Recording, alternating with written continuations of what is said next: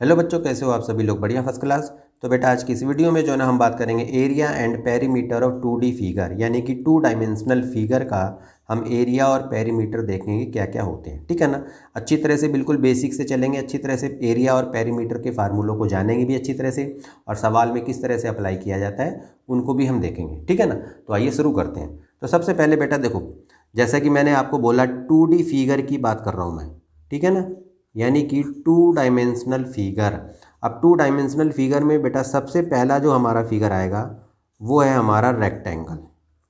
ठीक है, चलो जी, तो पहले हम देख लेते हैं भाई रेक्टेंगल क्या होता है। ठीक है, तो रेक्टेंगल का जो फिगर है वो आप देखोगे, ये हमारा रेक्टेंगल है। ठीक है, और रेक्टेंगल में आपको पता ही है कि ये इसकी लेंथ होती है बेटा, और ये हमारी ब्रेड्थ होती है। तो जितनी लेंथ यहाँ पर है यही लेंथ हमारी सेम होती है, जितनी ब्रेड्थ ये है उतनी ही ब्रेड्थ हमारी ये होती है। क्लियर होगी बात ये? तो इसको हम 2D फिगर कहते हैं, यानी कि इसमें 2 डायमेंशन है, एक लेंथ है एक ब्रेड्थ है। ये बात आपको याद रखनी है। ठीक है ना। अब हम बात करेंगे कि बेटा इसका एरिया और पेरीमीटर कैसे निकालते हैं। तो अगर मान लो हमें एरिया निकालना है, ठीक है, एरिया ऑफ रेक्टेंगल, तो याद रखना कि जब भी हम एरिया निकालेंगे तो एरिया का मतलब ये है कि ये कितनी जगह है, कहने का मतलब ये है ये। ठीक है ना, पूरा का पूरा। तो जब भी हमें एरिया निकालना होता है तो बेटा लेंथ को ब्रेड्थ से मल्टीप्लाई कर देते हैं। हमेशा याद रखना, जब भी आपको एरिया निकालना होगा तो डायमेंशन को मल्टीप्लाई करना है, एरिया निकालना होगा तो डायमेंशन को मल्टीप्लाई करना है, ये ध्यान रखना है आपको। कई बच्चे क्या करते हैं, L+B कर देते हैं, नहीं। ठीक है, तो एरिया ऑफ रेक्टेंगल का मतलब है L इंटू में B। ठीक है, और ये हमेशा जो है एरिया वो स्क्वायर यूनिट में निकलता है। ठीक है ना, अभी मैं बताऊंगा अच्छी तरह से, पहले समझो आप। तो एरिया ऑफ रेक्टेंगल क्या होता है, L इंटू में B हमारा। ठीक है, इसके बाद आती है बेटा पेरीमीटर की बात। Perimeter of rectangle, perimeter of rectangle. तो पेरीमीटर का मतलब, जब भी आप ध्यान रखना कि पेरीमीटर की जब हम बात करेंगे किसी भी फिगर की, तो उसकी बाउंड्री का सम, बस ये ध्यान रखना है। जिस भी फिगर के पेरीमीटर आपको निकालना होगा, और अगर मान लो फार्मूला याद नहीं आ रहा तो आपको क्या करना, सारी बाउंड्री का सम कर देना। छोटे बच्चों को कैसे सिखाया जाता है समझो पहले। अगर मान लो उन बच्चों को दिया जाए कि बेटा पेरीमीटर निकालो, तो वो क्या करते हैं, पहले L लेते हैं, फिर प्लस में ब्रैकेट कर देते हैं, फिर उधर से L ले लेते हैं, और फिर ब्रैकेट कर देते हैं। इसी तरीके से चलेंगे ना, पहले L को लेंगे, फिर B को लेंगे, फिर L को लेंगे, फिर B को लेंगे, इस तरह से। लेकिन आप लोगों को ऐसे नहीं निकालना, आपको तो एक फार्मूला इसी से बना लो आप। दो दो L और L, तो कितना हुआ, 2L। B और B कितना हुआ, 2B हुआ। दो को कॉमन ले लो, अब बचा क्या, L प्लस में B। तो आपको पेरीमीटर का फार्मूला ये याद रखना है। ठीक है, तो पेरीमीटर ऑफ रेक्टेंगल होता है 2 ब्रैकेट में L प्लस में B, और ये बेटा यूनिट में निकलता है, ये बात आपको याद रखनी है। ठीक है ना, ये भी समझ गए आप।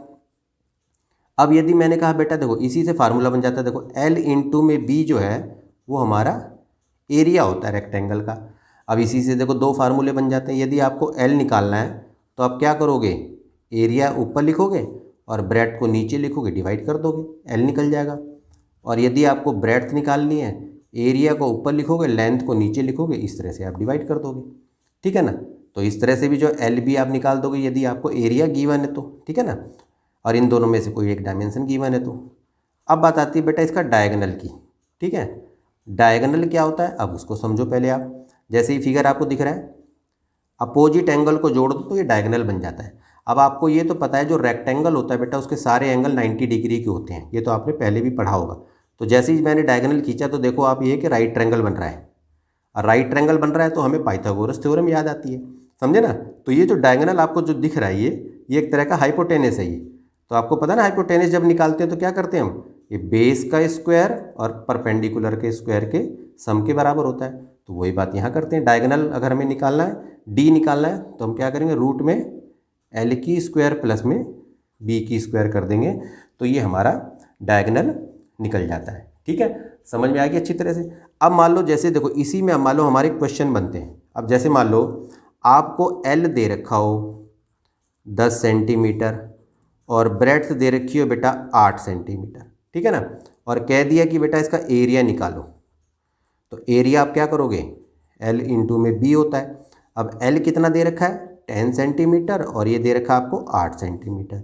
10 को 8 से मल्टीप्लाई कर दो, कितना हो जाएगा 80, और सेंटीमीटर सेंटीमीटर सेंटीमीटर की स्क्वायर, इसलिए मैंने कहा था ये स्क्वायर यूनिट में होता है, हमेशा ध्यान रखना। तो देखो, तो हमारा निकल गया 80 सेंटीमीटर की स्क्वायर, समझ में आई। अब ये तो आपको पता चल गया। अब अगर मान लो इसी का आपको पेरीमीटर निकालना होता तो आप क्या करते, 2 ब्रैकेट में L प्लस में B कर देते। तो देखो 2, अब L कितना है आपका 10 सेंटीमीटर, ब्रेड्थ कितनी है आपकी 8 सेंटीमीटर। यहाँ लिखा 2 ब्रैकेट 10 और 8 कितना होता है 18, तो ये कितना हुआ 36, और यहाँ पर सेंटीमीटर लिख देना है आपको। बात समझ में आ गई अच्छी तरह से, ठीक है ना। सारी चीज़ें आपको मैं बता देता हूँ, अच्छी तरह से देख लो आप। क्लियर है। अब आपको ये पता है, अगर मान लो सवाल इस तरह का बन जाए, ऐसे समझो कि आपको सवाल दे रखा हो कि बेटा एरिया रेक्टेंगल का दे रखा है 80 सेंटीमीटर की स्क्वायर और आपको लेंथ दे रखी है 10 सेंटीमीटर। तो आपको मान लो कि ब्रेड्थ फाइंड करनी है, तो आपको पता ही है ना, मैंने अभी फार्मूला बताया आपको। तो ब्रेड्थ का फार्मूला क्या होता है, एरिया अपॉन में लेंथ। तो आपने क्या करा, 80 को 10 से डिवाइड कर दिया, काट दिया, 8 सेंटीमीटर आ गया, ठीक है ना। और यही चीज़ अगर मान लो यहाँ पर लेंथ की जगह ब्रेड्थ दे रखी होती तो ब्रेड्थ से डिवाइड कर देते, ठीक है ना। अब ऐसे समझो, अगर मान लो आपको एरिया गिवन दे रखा होता और लेंथ दे रखी होती और कहते कि भाई पेरीमीटर निकालो, इसका पेरीमीटर निकालो, तो आपको पता है भाई पेरीमीटर का जो फार्मूला होता है वो तो होता है 2 ब्रैकेट में L प्लस में B। अब हमारे पास L है, B नहीं है, तो फिर क्या करते, पहले B निकाल लेते। B निकाल लेते तो उसके बाद आप फार्मूला लगा के यहाँ पर इसी तरीके से हैं, और आपने जैसे ये निकाला आपने, इसी तरीके से ये निकल जाता है आपका फार्मूला। बात समझ में आ गई अच्छी तरह से। अब अगर मान लो आपको निकालना है डायगोनल, ठीक है, तो डायगोनल क्या होता है आपका, जैसे मैंने बताया आपको, देखो तो डायगोनल हमारा होगा रूट में L की स्क्वायर प्लस में B की स्क्वायर। तो यहाँ पर रूट में करो आप, जैसे 10 है हमारा लेंथ, तो 10, ब्रेड्थ हमारी 8 है, तो ये लिखो आप ऐसे करके। अब यहाँ देखो ये हो गया हमारा 100 और ये हो गया 64, तो यहाँ पर रूट में हमारा 164 हमारा डायगोनल आ जाता है, ठीक है ना। इसको आगे भी सॉल्व करके देख सकते हैं। तो फिलहाल हमारा डायगोनल ये है रूट में 164। तो इस तरह से अगर मान लो सवाल आ जाता है रेक्टेंगल का, तो आप आराम से इसको निकाल के देख सकते हो, ठीक है ना। अब देखो बेटा, दूसरा जो हमारा फिगर आएगा वो है हमारा स्क्वायर, ठीक है। दूसरा फिगर है हमारा स्क्वायर। भाई स्क्वायर कैसा होता है, स्क्वायर यानी कि जिसकी ऑल साइड इक्वल होती है, जैसे ये मान लो ये, ठीक है, इसकी ऑल साइड इक्वल होती हैं, इसी को हम स्क्वायर कहते हैं, ठीक। अब अगर मान लो आपको एरिया निकालना हो, एरिया ऑफ स्क्वायर, तो आपको ये तो पता है कि इसकी सारी साइड बराबर है। तो एरिया जब भी निकालोगे तो आप क्या कहोगे, डायमेंशन को मल्टीप्लाई कर दो, साइड इंटू में साइड, ठीक है ना। अब साइड इंटू में साइड, चाहे तो आप इसको साइड की स्क्वायर भी कह सकते हो। और अगर मान लो साइड को आपने ए मान लिया तो ए मल्टीप्लाई ए आप ए की स्क्वायर भी कह सकते हो, ठीक है ना। और आपको पता ही है कि भाई एरिया जो है हमारा वो स्क्वायर यूनिट में निकलता है, ठीक है। अच्छा जी, अब इसका अगर मान लो आपको आ जाएगी भाई पेरीमीटर निकालो स्क्वायर का, तो आपको पता ही है कि देखो, जैसे अगर मैंने कहा ना साइडों को प्लस कर दो, तो जैसे साइड प्लस में साइड प्लस में साइड और प्लस में साइड, 4 साइड है। लेकिन अब ऐसे ना लिख के आप इसको ऐसे भी तो लिख सकते हो, 4 इंटू में साइड, ठीक है ना, और ये यूनिट में निकलेगा। तो ये इस तरह से पेरीमीटर हमारा निकल जाता है। अब आपको ये पता है कि बेटा साइड इंटू में साइड जो है वो आपका एरिया होता है स्क्वायर का। अब साइड और साइड को मल्टीप्लाई करोगे तो साइड की स्क्वायर बराबर क्या हो जाएगा, आपका एरिया हो जाएगा। तो साइड बराबर क्या हो जाएगा, ये रूट में यहाँ चढ़ जाएगा, तो एरिया। तो ये ध्यान रखना कि देखो एक फार्मूला तो मैंने ये बताया, area of square, perimeter of square, और यदि आपको एरिया गिवन है और साइड निकालनी है तो तीसरा फार्मूला ये बन जाता है। ये देखो आप, तो साइड निकालनी है तो आपको क्या करना है, एरिया का स्क्वायर रूट निकाल दोगे तो समझ लो कि क्या नाम है, स्क्वायर क्या साइड निकल जाएगी।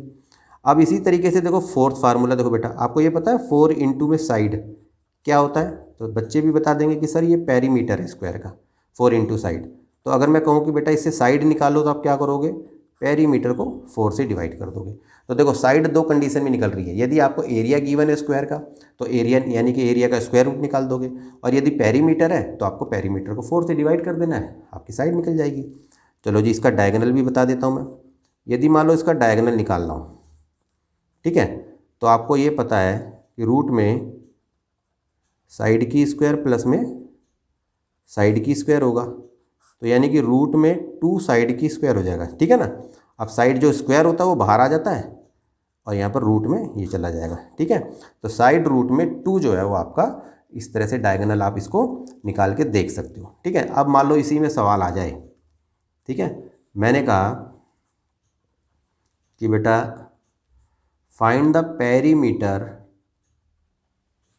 ऑफ स्क्वायर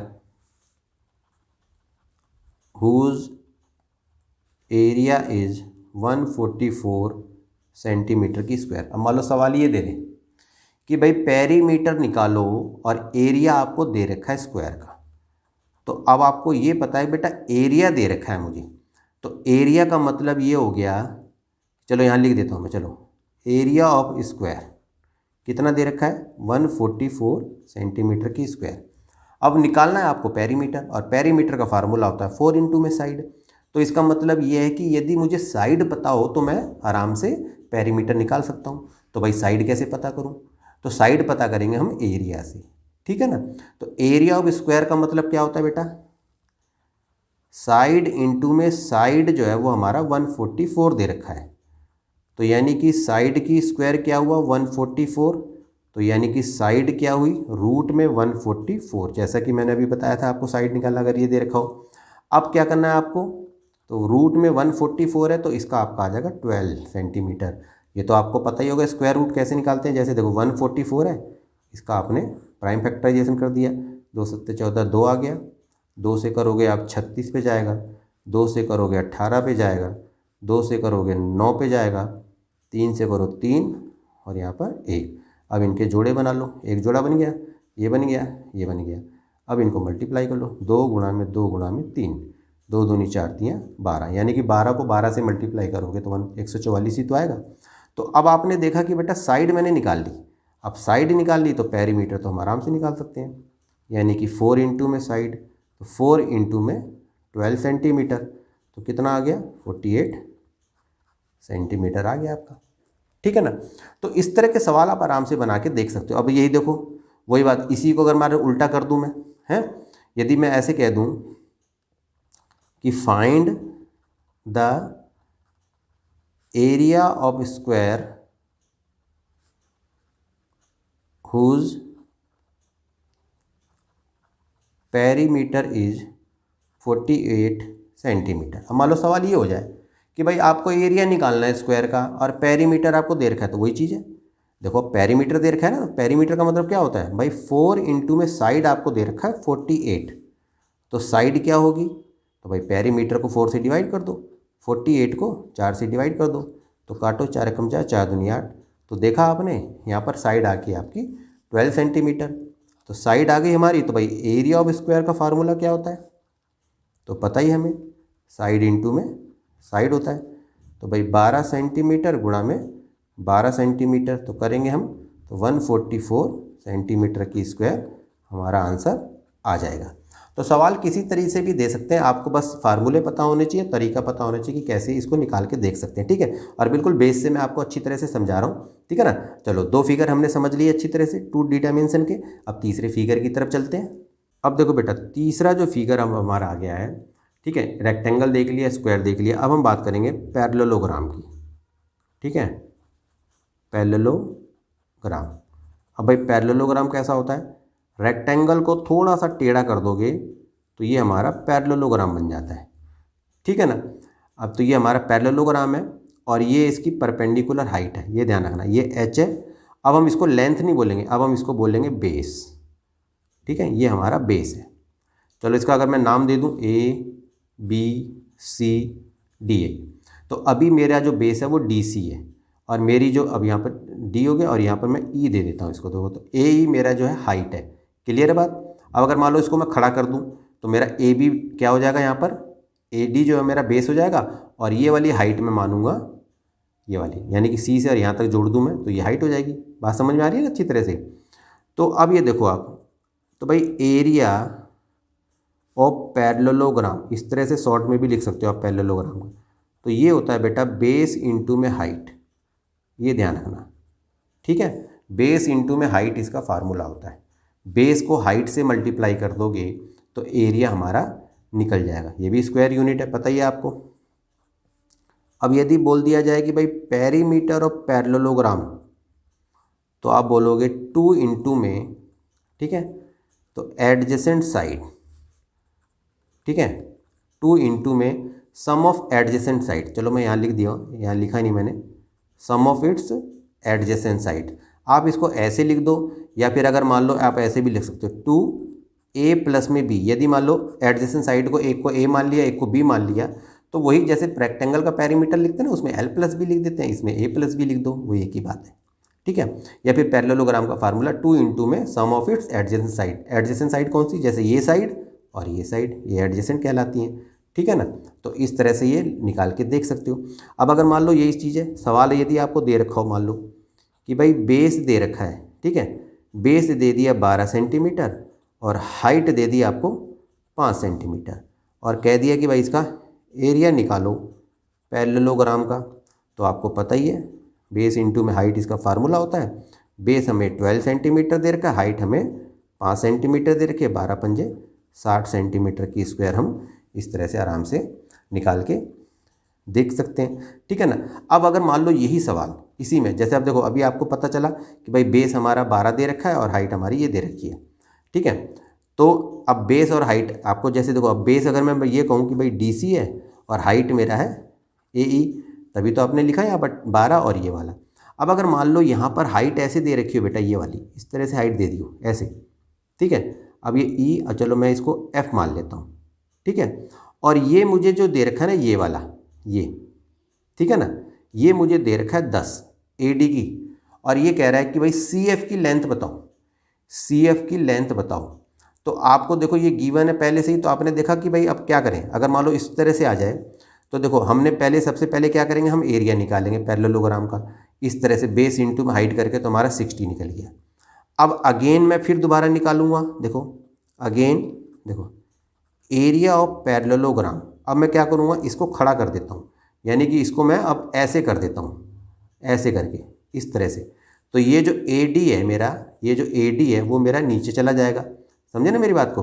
और ये जो CF मैं बता रहा हूँ आपको मैं, वो ये आ जाएगा ऐसे करके, ये C और F मेरा यही तो निकालना है।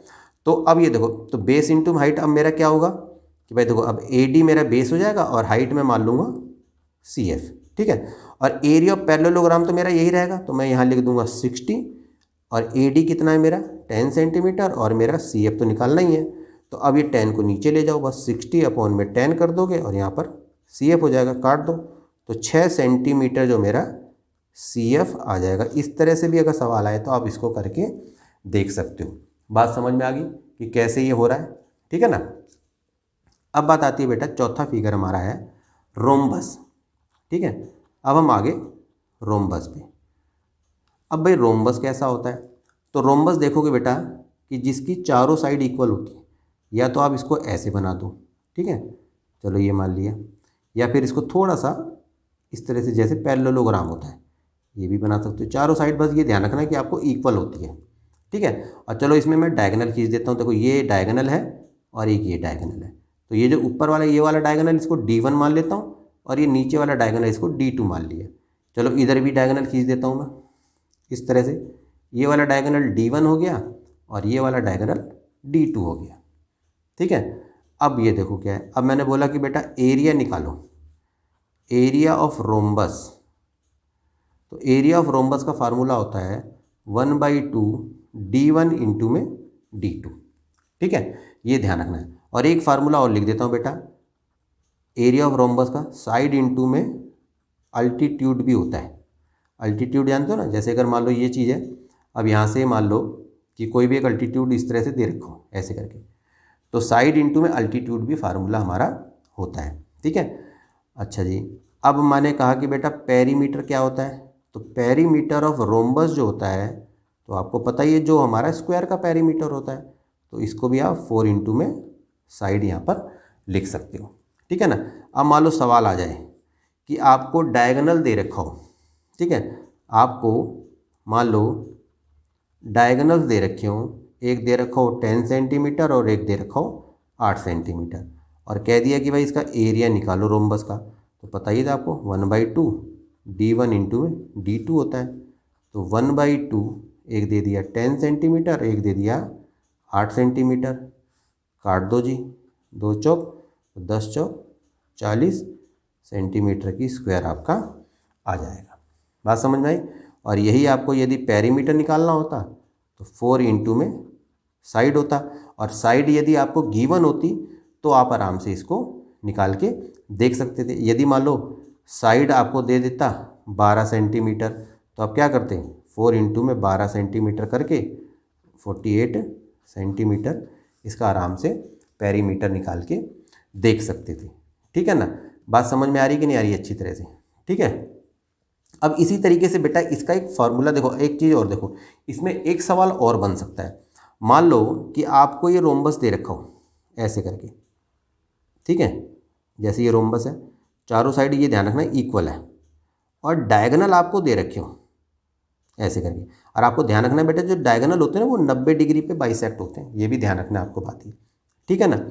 अब यदि अगर मैं ये कहूँ बेटा कि पहला जो डायगोनल है, ठीक है, पहला जो डायगोनल है, अगर मैं ये कहूँ आपको कि वो हमें दे रखा है 16 सेंटीमीटर, और दूसरा जो डायगोनल है वो मेरे को दे रखा है 12 सेंटीमीटर, ठीक है, और ये कह दे कि भाई इसका साइड निकालो, ठीक, तो आप क्या करोगे, तो चलो मान लो इस वाले डायगोनल को आपने माना 16 सेंटीमीटर है ये वाला, ठीक है, चलो हम यहाँ लिख देते हैं ABCD और ये O है। तो आपको पता है जो AC जो है मेरा 16 है, तो मेरा जो AO है आपको पता है ये आधा हो जाएगा, तो 16 का आधा कितना हो जाएगा, 8 हो जाएगा। ये मेरा पूरा 12 है, तो ये कितना हो जाएगा, 6 हो जाएगा। अब आपने देखा यहाँ पर एक ट्रायंगल बन रहा है, ट्रायंगल कौन सा बन रहा है, AOD बन रहा है, देखो आप। तो AOD में अगर मेरे को AD निकालना है, AD की स्क्वायर, तो आपको दिख रहा है पाइथागोरस थ्योरम, तो AD अगर मुझे निकालना है तो आप बोलोगे AO की स्क्वायर और DO की स्क्वायर के बराबर होता है। तो यानी AO कितना है मेरा 8 की स्क्वायर, और ये कितना निकलेगा 6 की स्क्वायर, तो ये करोगे 64 हो जाएगा, और ये हो जाएगा 36, तो कितना हुआ जी 100 हो गया। तो AD बराबर क्या हुआ, रूट में 10 हो गया, तो AD की वैल्यू कितनी आ गई, 10 सेंटीमीटर आ गई।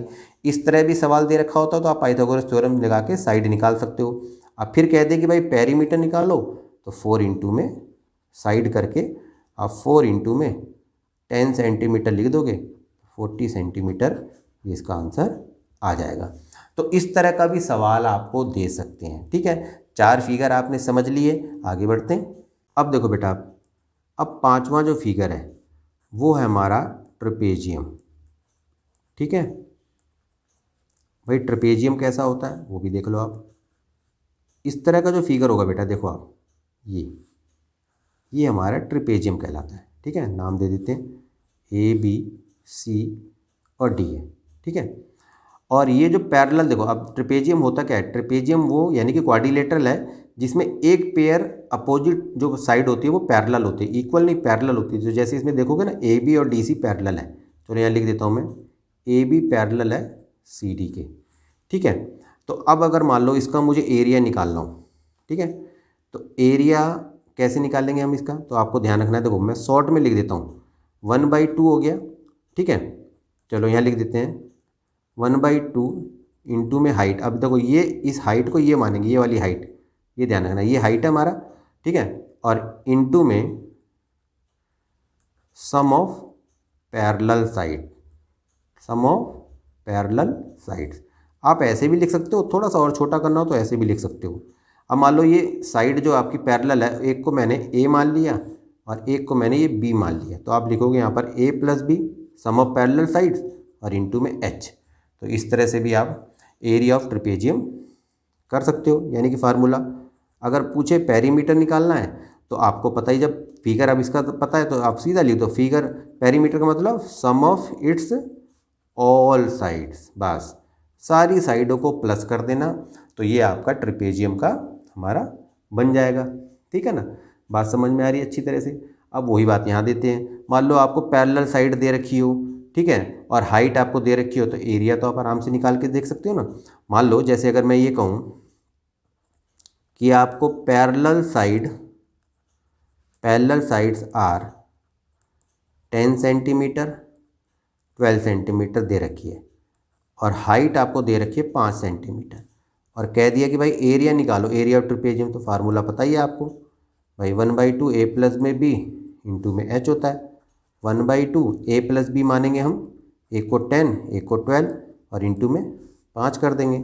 1/2 कितना हुआ हमारा 22 इंटू में 5 कर देंगे, काटेंगे 11 चला जाएगा, यानी कि 55 सेंटीमीटर हमारा यानी कि एरिया आ जाएगा। ठीक है ना। और अगर साइडें दे रखी हो तो पेरीमीटर भी निकाल के देख सकते हो आप। समझ में आ गया अच्छी तरह से। ये तो हमारा था ट्रिपेजियम बेटा। अब बात आती है ट्रिपेजियम के बाद ट्रायंगल की। ठीक है भाई, ट्रायंगल, तो ट्रायंगल ध्यान रखना कि वो ट्रायंगल, जैसे कि देखो ये जैसे ट्रायंगल है जिसमें एक अल्टीट्यूड हो, यानी कि परपेंडिकुलर होना चाहिए। जैसे ये ट्रायंगल दिखा आपको, इसको नीचे वाली साइड को आप मानोगे बेस और ये हमारी हाइट है। ट्रायंगल आप राइट ट्रायंगल भी बना दो इस तरह से, ये देखो आप, तो ये हमारा क्या होगा बेस होगा और ये हमारी परपेंडिकुलर हाइट होगी, कहने का मतलब। तो area of triangle, area of triangle, तो ये तो फार्मूला आपको सबको ही पता है, 1/2 बेस इंटू में हाइट, 1/2 बेस इंटू में हाइट, ये भी स्क्वायर यूनिट में। एरिया तो बेटा ध्यान रखना स्क्वायर यूनिट में ही निकलता है, तो 1/2 बेस इंटू में हाइट करके आप एरिया ऑफ ट्रायंगल निकाल सकते हो। ठीक है ना। अब मान लो अगर वही चीज़ है, बेस आपको दे दें 12 सेंटीमीटर, हाइट दे दें 5 सेंटीमीटर, बोल दिया जी एरिया निकालो, तो 1/2 यानी कि बेस लिखोगे 12, हाइट लिखोगे 5, काटो 2 6 12, 6 पंजे 30 सेंटीमीटर की स्क्वायर यहाँ पर आप आराम से करके देख सकते हो। ठीक है ना। पेरीमीटर बोल दें तो पेरीमीटर ऑफ ट्रायंगल, तो सीधा बोल देना sum of all side, sum of all sides. Clear होगी बात ये। अब यदि अगर मान लो ट्रायंगल आपको दे रखा हो इक्विलेटरल ट्रायंगल, तो अगर एरिया ऑफ इक्विलेटरल ट्रायंगल, देखो इक्विलेटरल ट्रायंगल, तो कौन सा इक्विलेटरल ट्रायंगल, जिसकी तीनों साइड इक्वल होती हैं, तो उसका यदि एरिया निकालोगे तो √3/4 इंटू में साइड की स्क्वायर कर देना, तो ये आपका एरिया ऑफ इक्विलेटरल ट्रायंगल का फार्मूला है ये। ठीक है ना। अब इसी में यदि अगर मान लो बोल दे कि पेरीमीटर ऑफ इक्विलेटरल ट्रायंगल का निकालो, तो तीनों साइड इक्वल होती है, तो 3 इंटू में साइड बोल दोगे, तो इस तरह से जो है आप क्या नाम है ट्रायंगल का, इक्विलेटरल ट्रायंगल का एरिया इस तरह से निकाल सकते हो और पेरीमीटर इस तरह से निकाल के आप इसको देख सकते हो। ठीक है ना। अब बात आती है बेटा अगला जो हमारा फिगर है वो है हमारा सर्कल। ठीक है। अब सर्कल आपको पता ही है, देखो ये हमारा सर्कल है। ठीक है ना। अब सर्कल में ध्यान रखना कि ये जो बीच का जो पॉइंट होता है फिक्स पॉइंट, इसको हम सेंटर बोलते हैं, और ये जो सेंटर से ये बाउंड्री तक जो लाइन जाती है ना बेटा, ये इसी को हम रेडियस कहते हैं। ठीक है। और रेडियस का प्लूरल फॉर्म होता है रेडियाई। बात समझ में आएगी अच्छी तरह से। तो ये हमारा रेडियस है, और ये जो बाउंड्री आपको दिख रही है बाउंड्री, इस बाउंड्री को हम सरकमफ्रेंस कहते हैं, सरकमफ्रेंस कहते हैं। सरकमफ्रेंस बोल दो चाहे इसको पेरीमीटर बोल दो, वो एक ही बात होती है। ठीक है ना। तो अभी फिलहाल के लिए इतनी सी बातें ही जानो इसके अंदर, सर्कल के अंदर, ज़्यादा फालतू नहीं। ठीक है। और आप एक चीज़ और समझ लो कि देखो इस सेंटर से ये लाइन यहाँ तक गई, ये रेडियस है। अब ये सेंटर से होती हुई अगर लाइन यहाँ से लेकर यहाँ तक टच हो जाए तो इसको हम बोलते हैं बेटा डायमीटर। ठीक है। और डायमीटर जो होता है वो 2r के बराबर होता है। जैसे देखो ये हमारा सेंटर है, एक रेडियस ये, एक रेडियस ये, तो 2r के बराबर हो गया। क्लियर है। तो अब अगर मैं ये कहूँ बेटा area of circle, area of circle, तो ये बेटा हमारा फार्मूला होता है πr की स्क्वायर। अब देखो पाई की वैल्यू समझ लो, पाई की वैल्यू यदि फ्रैक्शन में लिखोगे तो 22/7 लिखोगे, और डेसिमल में लिखोगे तो 3.14 लिखोगे। ठीक है। ये तो याद कर लो फिलहाल के लिए। तो एरिया ऑफ सर्कल होता है बेटा πr की स्क्वायर। ठीक है। अब सरकमफ्रेंस, सरकमफ्रेंस बोलो चाहे इसको पेरीमीटर बोलो, सरकमफ्रेंस ऑफ सर्कल, इसको कैपिटल C से भी डिनोट करते हैं। तो सरकमफ्रेंस ऑफ सर्कल का फार्मूला होता है 2πr, 2πr बोल दो चाहे आप πd बोल दो, तो भी आप इसको निकाल के देख सकते हो। ठीक है ना। अब अगर मान लो आपको डायमीटर निकालना हो सर्कल का, तो आपको पता ही है रेडियस का दुगना होता है, तो 2 इंटू में रेडियस। और यदि आपको मान लो रेडियस निकालना हो तो आपको पता है 1/2 डायमीटर, यानी डायमीटर को 2 से डिवाइड कर दोगे तो आपका जो है ये आपका आ जाएगा। समझ में आ गई बात ये। अब अगर मान लो देखो सर्कल का पेरीमीटर निकाल दिया, अब इसी तरीके से अगर मान लो सेमी सर्कल का पेरीमीटर निकालना हो आपको, जैसे अगर मान लो ये सेमी सर्कल है ये, ठीक है ना, अब इसका पेरीमीटर निकालना हो तो पेरीमीटर मैंने बोला ना बेटा बाउंड्री सारा, तो जब इसका अगर आपको पेरीमीटर निकालना है तो देखो पहले पूरे का 2πr उसको 2 से डिवाइड कर दोगे तो क्या बचेगा, खाली πr बचेगा। तो ये तो निकल गया इतना बेटा, ठीक है। अब ये भी तो रह गया, ये क्या है, ये डायमीटर है, या तो आप यहाँ पर प्लस में d लिख दो, यहाँ पर 2r लिख दो, वो एक ही बात है। तो पेरीमीटर अगर आपको निकालना होगा तो इस तरह से πr प्लस में 2r इसका पेरीमीटर हो जाता है। और इसी का यदि आपको एरिया निकालना होगा तो आप क्या कहोगे 1/2 πr², जो πr² पूरा है उसको 1/2 से डिवाइड कर दोगे तो ये हमारा क्या आ जाएगा, एरिया आ जाएगा सेमी सर्कल का। अब इसी में अगर मान लो बेटा इसको मैं आधा और काट दूँ इस तरह से, तो ये जो इतना हिस्सा आपको दिख रहा है ये वाला, इसको हम कहते हैं क्वाड्रेंट, ठीक है। क्या होता है ये, क्वाड्रेंट। तो क्वाड्रेंट का मतलब होता है सर्कल का चौथा पार्ट, ठीक है ना।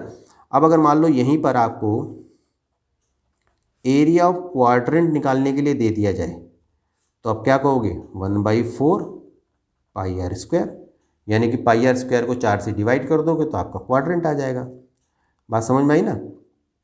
और यदि आपको पेरीमीटर ऑफ क्वाड्रेंट बोल दिया जाए तो पेरीमीटर ऑफ क्वाड्रेंट, तो आप समझो देखो पहले ये इस तरह का होता है, देखो ऐसे समझो पहले, ये देखो ये आर है, ये आर है और ये चौथा हिस्सा है, ठीक है। तो अगर ये निकालना हो तो आपको पता ही है 2πr को पहले 4 से डिवाइड करोगे और ये r और r यानी कि 2r इसमें प्लस कर दोगे तो 2 कम 2 2 दूनी 4, तो आपने देखा कि πr/2 प्लस में 2r कर दोगे तो ये हमारा पेरीमीटर निकल जाएगा, ठीक है ना।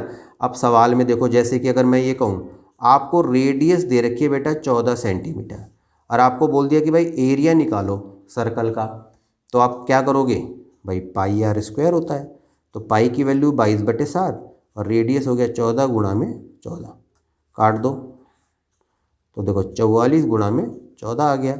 अब 14 चौक 56, 5 14 चौक 56 और 5 61, तो ये देखो हमारा एरिया आ गया, ठीक है ना।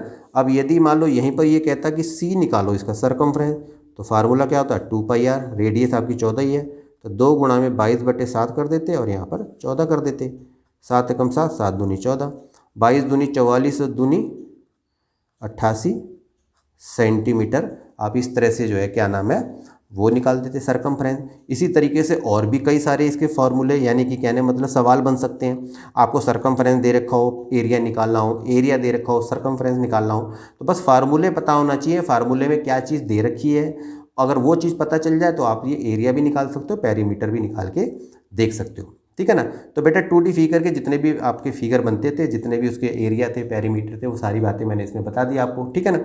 यदि वीडियो पसंद आई हो तो बेटा इसे लाइक करना, ठीक है, और कमेंट करके बताना कि ये वीडियो आपको कैसी लगी, और हो सके तो बेटा चैनल को भी सब्सक्राइब करना, ठीक है। तो बेटा आज के लिए इतना ही, मिलते हैं आपसे फिर किसी नेक्स्ट इंटरेस्टिंग टॉपिक पे, तब तक के लिए ओके।